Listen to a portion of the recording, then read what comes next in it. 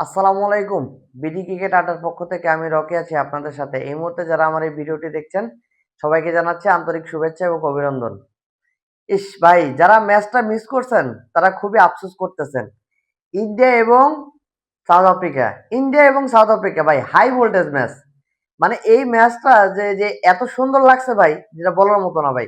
বিশেষ করে বিশেষ করে কোয়ান্টান ডিককের 46 বলে 90 রানের ইনিংস ভাই এখনো চোখে ধরে আছে, এখনো চোখে লেগে আছে ভাই।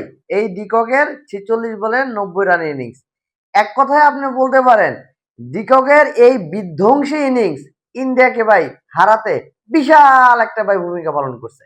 কারণ দেখেন, সাউথ আফ্রিকার কোয়ান্টেন ডিকক বাদে বাকি যত ব্যাটসম্যান আছে কেউ কিন্তু ভাই ওই 50 রানও করতে পারে নাই। সবাই কিন্তু ওই 20, 25, 30 এরকম রানের ইনিংস কিন্তু খেলছে। এডেন মার্কারাম 26 বলে 29 রানের একটা ইনিংস খেলছে। ডেভিড মিলার 12 বলে 20 রানের একটা ইনিংস খেলছে। এক কথায় আপনার কোয়ান্টেন ডিকক বাদে সাউথ আফ্রিকার যত ব্যাটসম্যান ছিল কেউ এবার 50 করতে পারে নাই। সাউথ আফ্রিকা টোটাল রান করছেন 213, 4 উইকেটের বিনিময়ে 20 ওভার খেলছেন। কিন্তু ইন্ডিয়া এই 20 ওভার খেলতে পারে নাই। সাউথ আফ্রিকার ছুড়ে দেওয়া 213 রানের ম্যাচ ইন্ডিয়া তাড়া করতে নেমে ইন্ডিয়ার তো ভাই অবস্থা বেহাল দশা। দেখেন, ইন্ডিয়ার টপ অর্ডার কিন্তু ভাই ব্যর্থ। একটা টিমের টপ অর্ডার ব্যাটসম্যান যদি আমি বলি সেটা হচ্ছে অভিষেক শর্মা। অভিষেক শর্মা কিন্তু আপনার যেদিন খেলেন তো ভাই খেলেনি। অভিষেক শর্মা, শুভমান গিল, সূর্য কুমার যাদব কেউ কিন্তু ভাই রান করতে পারেনি। এবং মানে একটা চমৎকার একটা বিষয় দেখছি, আপনারা কি কেউ খেয়াল করছেন এই জিনিসটা? আকসার প্যাটেলকে কিন্তু 4 নাম্বার পজিশনে ভাই ব্যাট করানো হয়েছে, অথচ তিলক বার্মাকে কিন্তু নাম্বার 5-এ ব্যাট করানো হয়েছে।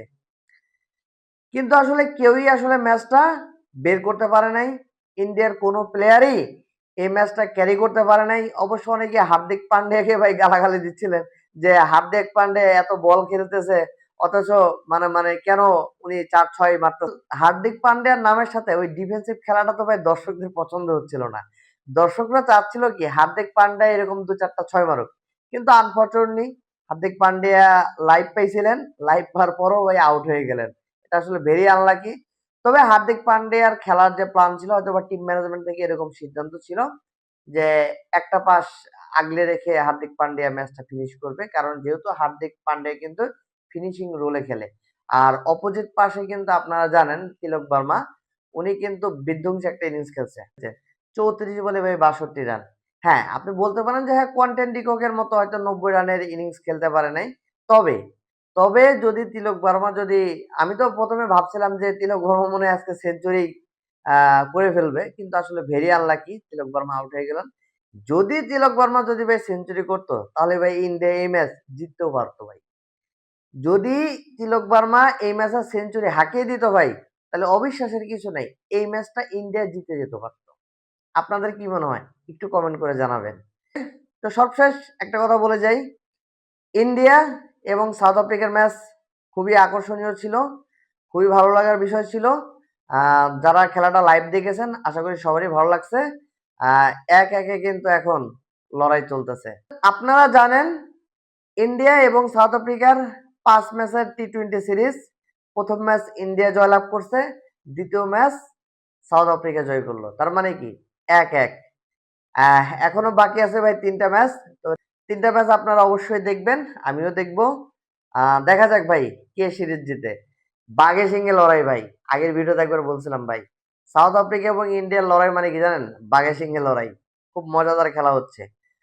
তো সবাই ভালো থাকবেন। বিডি ক্রিকেট আড্ডার পক্ষ থেকে আমি রকি আজকে বিদায় নিচ্ছি। আল্লাহ হাফেজ।